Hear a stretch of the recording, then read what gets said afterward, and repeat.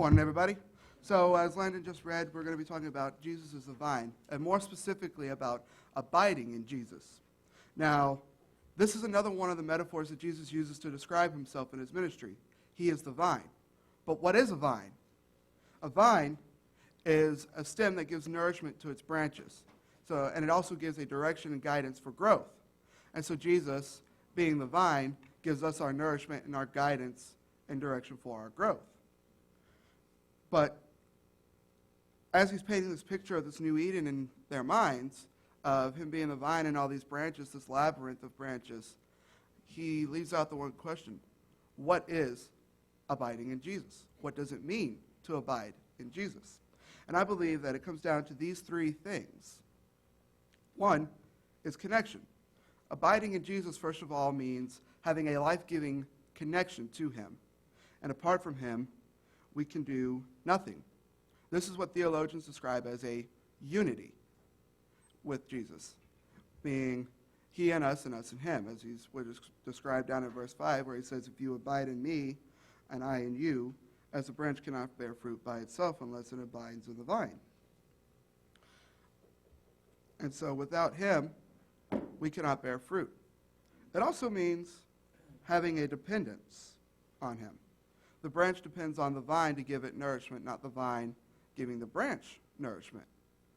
And so depending upon Jesus, giving us that nourishment and growth. It is referenceable to the sap that a vine would receive. The sap that the Christians would receive, us, would be, through the grace of Christ, the fruit of Spirit.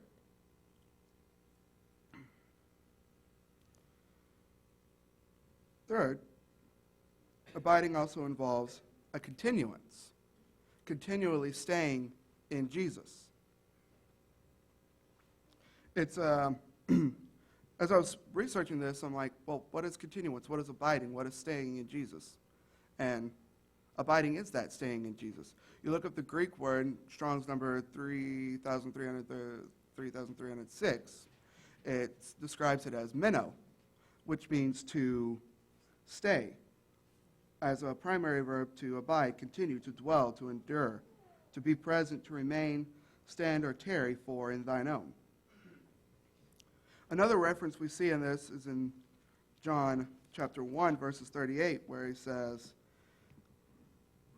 Jesus turned to them and saw them following, and they asked him, where are you seeking? Where are you staying?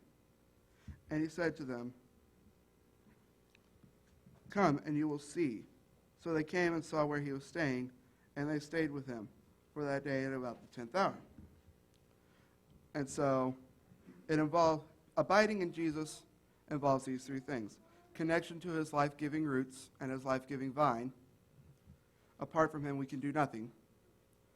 Being dependent upon him and him alone to give us our strength, our nourishment, and our growth, and our spiritual fruit.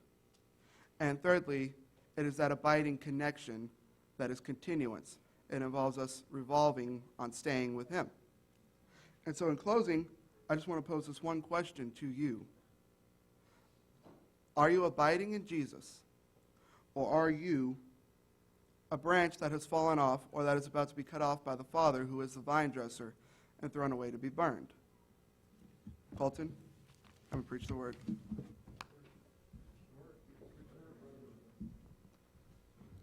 Morning. This morning, I want to talk about abiding in Jesus and bearing fruit, and what it means to abide in Jesus and bear fruit. So let's look at John 15, as we already have, but I'm going to go to verses 5 through 8. I am the vine, you are the branches. Whoever abides in me and I in him, he it is that bears much fruit. For apart from me, you can do nothing. If anyone does not abide in me, he is thrown away like a branch and withers. And the branches are gathered, thrown into the fire, and burned. If you abide in me and my words abide in you, ask whatever you wish, and it will be done for you. By this my Father is glorified, that you bear much fruit, and so prove to be my disciples. Now, abiding in Jesus sure sounds great, but if you're like me, I'm not I'm not really the sharpest bulb in the shed. But if you're like me, you're wondering, what does abide mean? Well, being the nice guy that I am, I decided to Google it for you guys, and it says, abide, accept or act in accordance with, comply with, obey, observe. That's why God made the internet. So now that we know what abide means, how do we abide in Jesus? Chris already touched on it a little bit, but Jesus tells us in verse 10, if you keep my commandments, you will abide in my love. Keeping his commandments is how we abide in Jesus. Don't you just love it when the Bible makes things easy to understand? That's pretty straightforward. Now, there may be someone out there wondering, what are Jesus' commandments? To that person, I would say, check the books of Matthew, Mark, Luke, and John. That's a pretty good place to start. After abiding in Jesus, we are told about bearing fruit. But what does it mean to bear fruit? Let's look outside of the Bible for a minute. Let's look at a tree, an orange tree to be exact. What does it mean for an orange tree to bear fruit? One of my classmates, Landon, has a degree in agriculture. Could probably come up here and talk for about an hour about what it means for an orange tree to bear fruit. But I'm talking like to a normal person. What does it mean to a normal person for an orange tree to bear fruit? When an orange tree bears fruit, it does its job. Farmers plant orange trees to grow oranges, and when it grows oranges, it does its job. They serve their purpose. They do what they're made to do. In the same way for us as Christians, to bear fruit means to do our jobs. To bear fruit means to do what God planted us here to do. God planted us here to glorify him. We glorify God with our thoughts and actions. Paul writes about thoughts and actions that glorify God in Galatians 5:22 and following. We call these the fruits of the Spirit. You're all preaching students. I shouldn't have to quote that for you. But these fruits of the Spirit are all things that Jesus commands. And now we're back to abiding in Jesus by following his commandments. Let's read John 15:5 again. I'm the vine, you are the branches. Whoever abides in me and I in him, he it is that bears much fruit. For apart from me, you can do nothing. Apart from me, you can do nothing. Apart from Jesus, we can do nothing. Apart from Jesus, we cannot abide in him. We cannot keep his commandments. We cannot bear fruit. We cannot glorify God, and we cannot receive salvation apart from Jesus.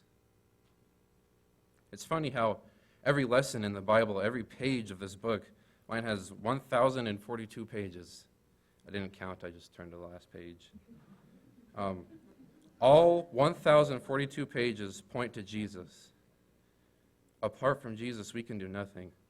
Verse 6 tells us what happens to those who don't abide in him and bear fruit. If anyone does not abide in me, he is thrown away like a branch and withers, and the branches are gathered, thrown into the fire, and burned. I think we all know what it means by getting thrown into the fire. Hell. It means hell.